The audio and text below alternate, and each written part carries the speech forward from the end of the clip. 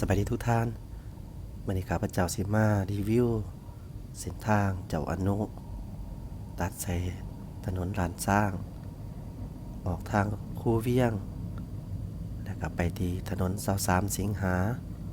ออกเขตพ้นท่านไปเขตบึงถาดหลวงไปเบิ่งตลาดถาดหลวงตลาดบึงถาดหลวงเนาะตามคำขอของ FC ท่านหนึ่งซึ่งเพิ่นมีบ้านอยู่ที่แถวถนนเจ้าอนุเนาะเฮาเบิ่งนำกันเลยตอนนี้เฮาก็อยู่ถนนเจ้าอนุเป็นที่เรียบร้อยแล้วเนาะเมื่อกี้เฮาไกลมาแม่นโรงเรียนมศเจ้าอนุ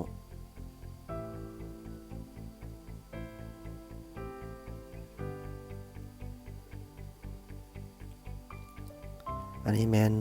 เดินสนามกีฬาเจ้าอนุแต่ก่อนก็เป็นสนามกีฬาแห่งชาติเนาะแต่ว่าในปัจจุบันนี้เพิ่นก็ได้ย้ายไปที่หลัก16เป็นที่เรียบร้อยแล้วเนาะ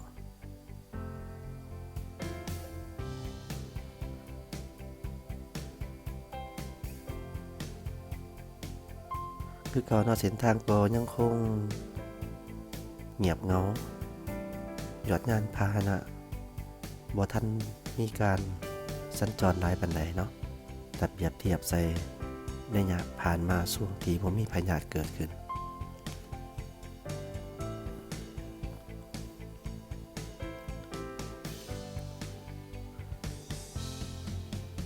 ตอนนี้เราก็มาอยู่ที่3แยกไฟแดงเขตทางพี่เนาะสิสอดไปใส่สายลมถ้าเฮาเลี้ยวซ้ายมือนี่เฮาก็จะไปทางถนนสายลม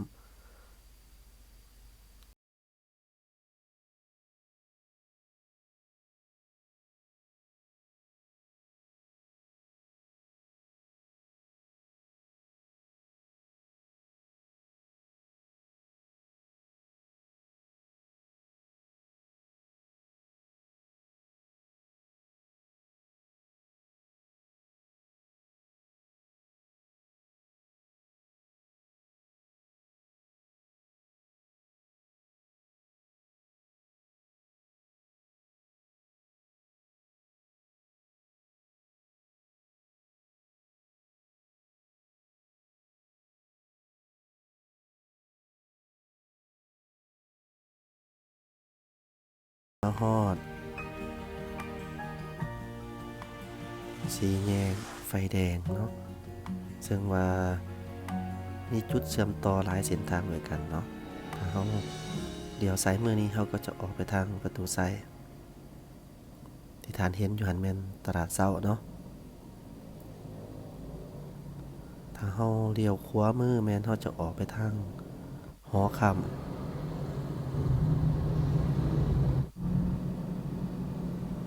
อันนี้แม่นเป็นโครงการก่อสร้างใหม่อีกแห่งหนึ่งนี่เนาะแต่ทางเลี้ยวขวาท่านก็จะไปทางหอคำแต่เฮาก็จะไปซื้อเลยเนาะอยู่ยามนี้ข้าพเจ้าเคยมารีวิวให้ทุกท่านได้เบิ่งแล้วเทื่อหนึงเนาะแต่ว่าคลิปนี้แม่นเฉพาะผู้หนึงเพิ่นขอมาอยากให้มารีวิวให้เบิ่งใหม่เนาะแล้วก็ทุกท่านก็สามารถรับชมไปนำกันได้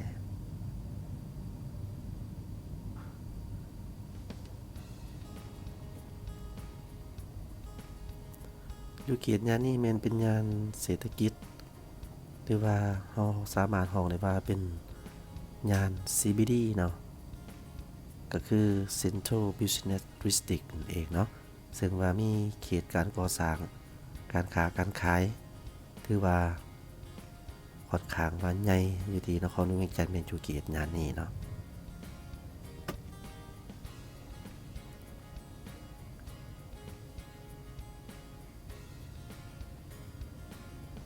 เมื่อเฮาฮอดไฟแดงตัวนี้ถ้าว่าเลี้ยวซ้ายมือแม่นเฮาก็จะออกไปทางพุ่นล่ะวัดธาตุฝุ่นพุ่นเนาะเลี้ยวขวามือเฮาก็จะออกไปทางหัวหมอบ่ฮู้สดแต่ว่าซื้อไปนี่แม่นเป็นถนนคูเวียงเนาะ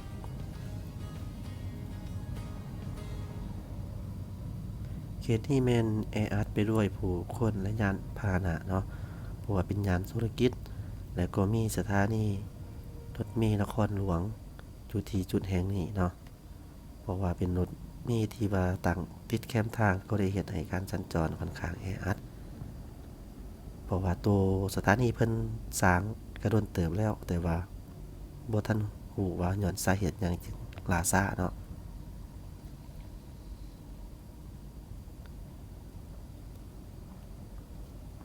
และนอกจากนั้นอยู่เขตนี้ก็จะมีตลาดสดเนาะซึ่งว่าเป็นตลาดตอนเช้าๆผู้คนหลายแล้วก็มีห้างสรรพสินค้าอพาร์ตเมนต์กำลังก่อสร้างขึ้นใหม่ๆอย่างต่อเนื่องถือได้ว่าเป็นย่านเศรษฐกิจขนาดว่าใหญ่ก็ว่าได้ใน1กิโลเมตรมณฑลของนครหลวงเวียงจันทน์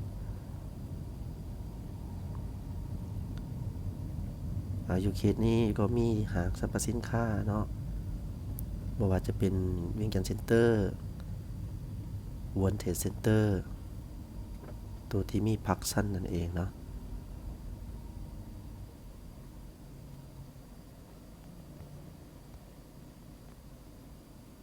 ถือว่าเป็นห้าง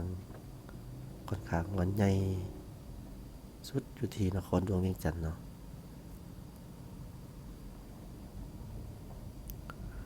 อันนี้แม่นถนนคูเวียงเนาะก็เป็นถนนที่เก่าแก่ซึ่งเป็นถนนอีกเส้นหนึ่งที่มีการปลูกสร้างสิ่งที่ทันสมัยแต่อาจจะเป็นเส้นทางน้อยเนาะแต่ก็สามารถสวนกันไปได้สามารถระบายรถได้เนาะ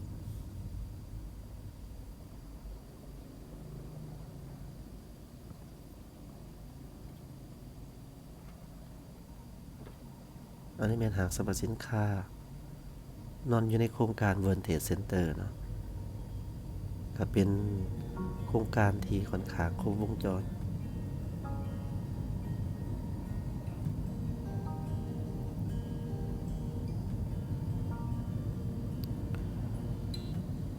ข้าพเจ้าหวังว่า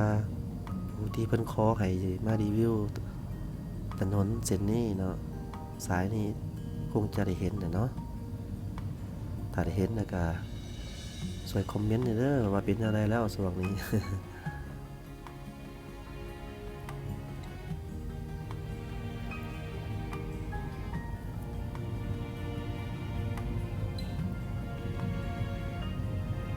พี่แล้วโครงการของเพิ่นมาฮอดพี่เนาะถือว่าใหญ่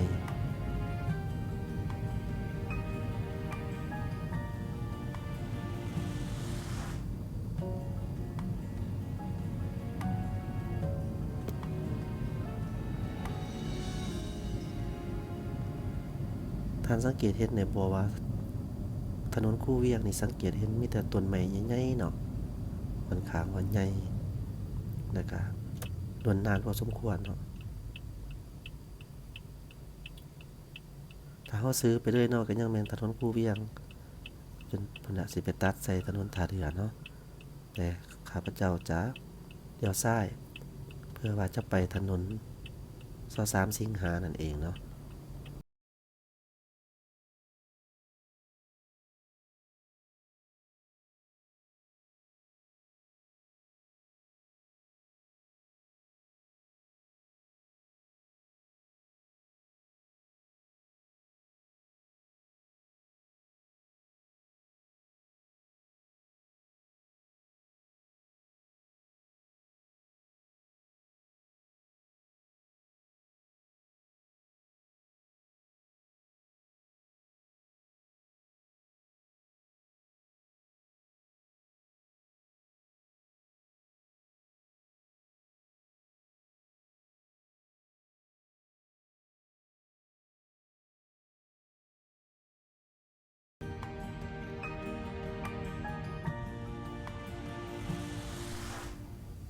ตอนนี้เราก็มาฮอดวงเวียน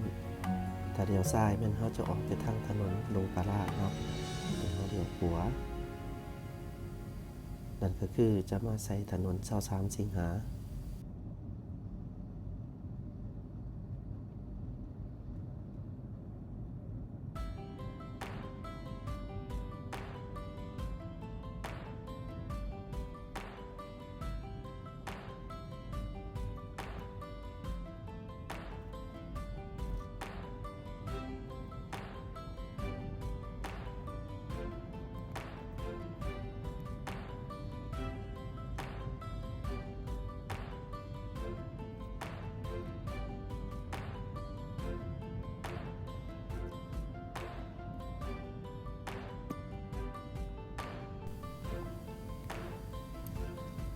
เจ้าถือได้ว่าอยู่เขตนี้ก็แม่นถนน23สิงหาเนาะซึ่งว่าเป็นถนนอีกเส้นหนึ่งที่มี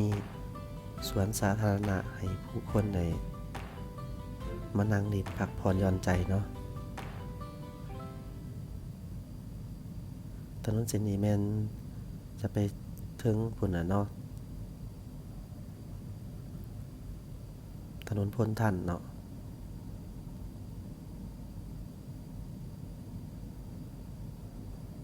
อยู่เขตเองก็มี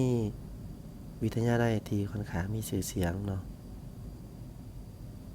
ที่ท่านเห็นอยู่หันแม่นอ่างน้ำประปาเขตพ้นท่านเนาะ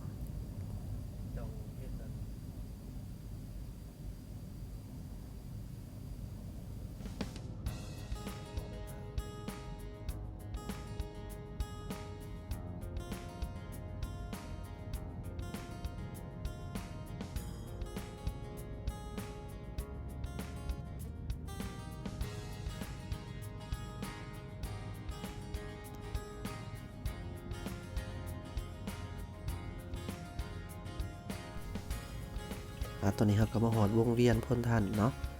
ถ้าเราไปทางเบื้องขวามือนี่ก็จะถืออยู่ถนนลาวไทยเนาะแต่เราจะมาเบื้องซ้ายมือ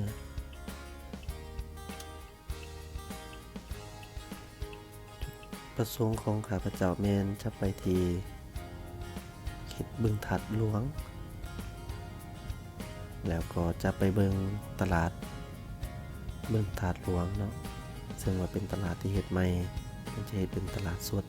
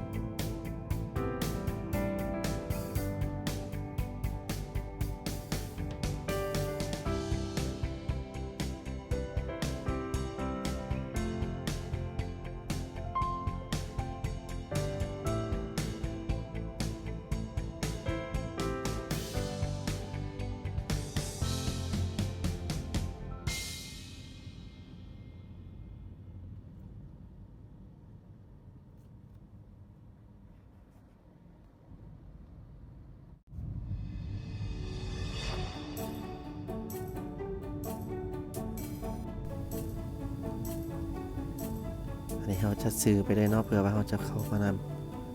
าในบึงถาดหลวงเนาะซึ่งมันเป็นโครงการบึงถาดหลวง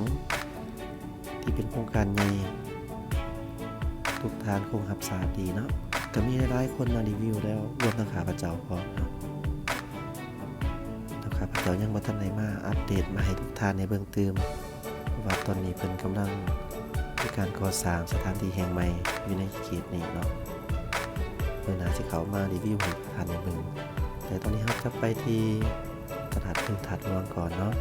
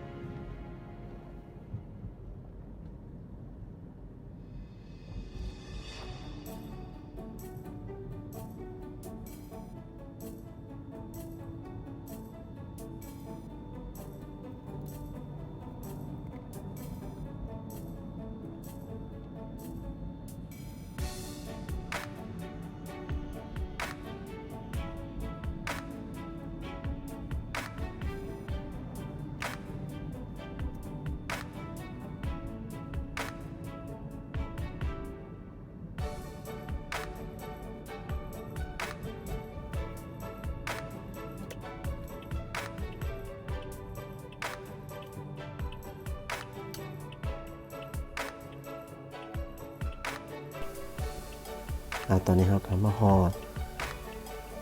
ตลาดบึงถาดหลวงแล้วเนาะซึ่งเป็นโครงการตลาดสดเนาะตอนนี้เพิ่นกำลังให้ผู้คนได้มาจับจองสถานที่ขายเครื่องเนาะข้าพเจ้าก็จะมาเบิ่งเส้นเดียวกัน มื้อนี้เสียงข้าพเจ้าอาจจะเป็นแปลกๆหน่อยหนึงเนาะรู้สึกเลยคือคล้ายๆคือเจ็บคอกินน้ำเย็นหลายโพดอากาศร้อนเนาะอันนี้แม่นเป็นตลาดบึงถาดหลวงผู้คนมาเซาแถกันยังบ่ทันหลายเทื่อดอกเนาะเจอกับหลายปัญหาแน่เช่นว่าเชื้อพยาธิอิหยังต่างๆน่ะเนาะ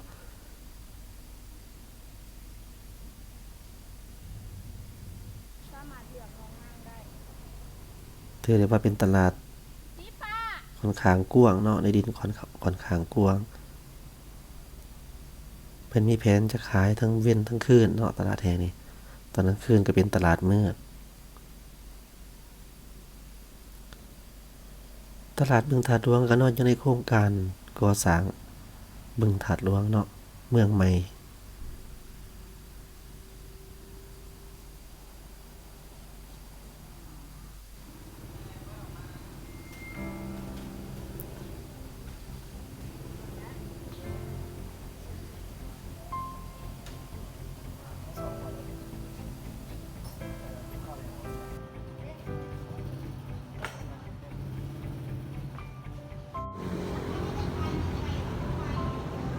โซนนี้เขาสิเฮ็ดเป็นตลาดมืด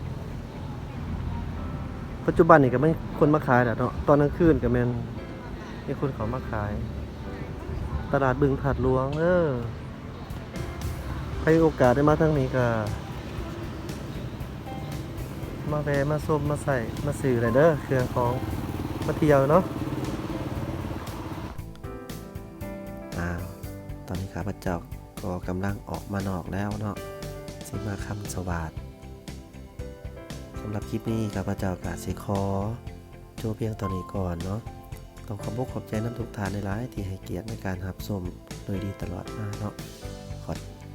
ขอบใจในการกดไลค์กดแชร์หรือว่ากด Subscribe เนาะแล้วคลิปต่อไปครับเจ้าสิพาทุกทานไปที่ถนน13 ไต้อันนี้ไม่ไต้แต่เนาะแล้วก็ไปทางเมืองปากเกิมสำหรับคลิปนี้สบายดี